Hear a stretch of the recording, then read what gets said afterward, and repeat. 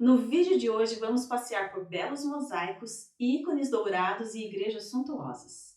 Em 395, o imperador Teodósio dividiu o seu vasto império em duas partes, o Império Romano do Ocidente e o Império Romano do Oriente. O Império Romano do Ocidente, com a capital em Roma, sofreu várias ondas de invasões bárbaras e teve a sua queda em 476. Já o Império Romano do Oriente, apesar das suas contínuas crises políticas, conseguiu manter sua unidade até 1453, quando os turcos otomanos tomaram a sua capital, Constantinopla. O Império Bizantino, como ficou conhecido o Império Romano do Oriente, teve o seu auge político e cultural no governo do imperador Justiniano, entre os anos de 527 a 565. Mas por que se chama Império Bizantino? Porque sua capital, Constantinopla, foi fundada onde ficava uma antiga colônia grega, Bizâncio.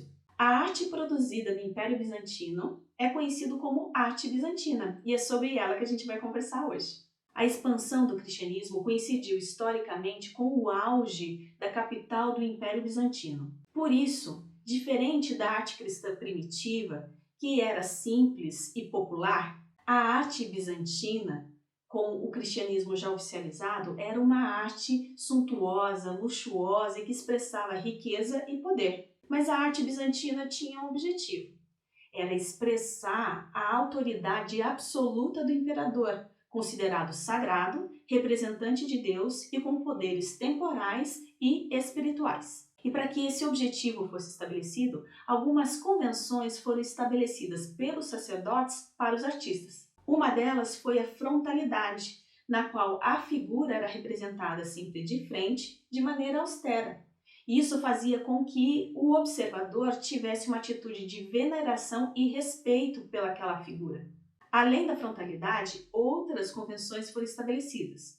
A maneira que os pés e as mãos eram representados, as vestimentas, os símbolos utilizados, além da posição da figura sagrada na composição. Tudo que poderia ser representado estava rigorosamente determinado. E aí também se passou a fazer paralelos de representação entre as figuras sagradas e as personalidades oficiais. Então, por exemplo, Cristo era representado como rei e Maria como uma rainha. Já o imperador Justiniano e a imperatriz Teodora chegaram a ser representados com auréolas na cabeça na igreja de São Vital. Este símbolo, a auréola, era utilizado apenas para figuras sagradas como os mártires, os santos e o próprio Cristo. Da mesma forma, nos mosaicos, a procissão dos apóstolos se aproximava de Cristo de maneira solene e respeitosa, como ocorria na realidade com o cortejo do imperador das cerimônias oficiais. A utilização do mosaico foi a grande marca da arte bizantina.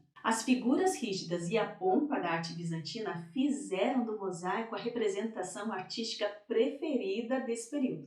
Por isso, as paredes e as abóbadas das igrejas eram revestidas com mosaicos de cores intensas e reflexos dourados. Esse caráter majestoso da arte bizantina também se refletiu na arquitetura. E o melhor exemplo disso é a Basílica de Santa Sofia. Essa igreja, construída no governo do imperador Justiniano, é a marca da arquitetura bizantina.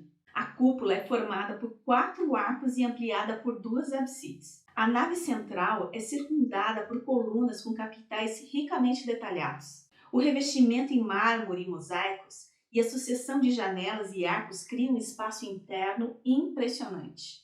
Os artistas bizantinos criaram uma nova forma de expressão artística: os ícones. Os ícones são quadros que representam figuras sagradas como Cristo, a Virgem, os santos, os apóstolos. Em geral, são bastante luxuosos e suntuosos. Esses quadros eram pintados com técnica de têmpera ou encáustica. A técnica da têmpera consiste em misturar gema de ovo com pigmento, e aí você aplica essa tinta sobre o quadro. Já na encáustica, o processo consiste em misturar o pigmento com cera derretida e aplicar essa mistura sobre a superfície enquanto a cera ainda está aquecida. E para conferir um aspecto luxuoso e de riqueza ao quadro, os artistas bizantinos revestiam a placa de madeira com dourado. Para fazer as dobras das vestimentas e outros detalhes, o artista tirava a película de tinta, deixando apenas o fundo dourado. Assim, essas áreas ficavam com a cor de ouro do fundo. Os ícones russos se tornaram especialmente famosos, como Nossa Senhora da Misericórdia e Cristo Pantocrator. Nesse vídeo você conheceu um pouco da luxuosa arte bizantina. Espero que você tenha gostado. Não se esqueça de curtir esse vídeo e se inscrever no canal. Se você gosta de arte, aqui é o lugar. Foi um prazer ter você comigo nessa viagem pelo antigo Império Romano do Oriente. Até o próximo vídeo. Tchau!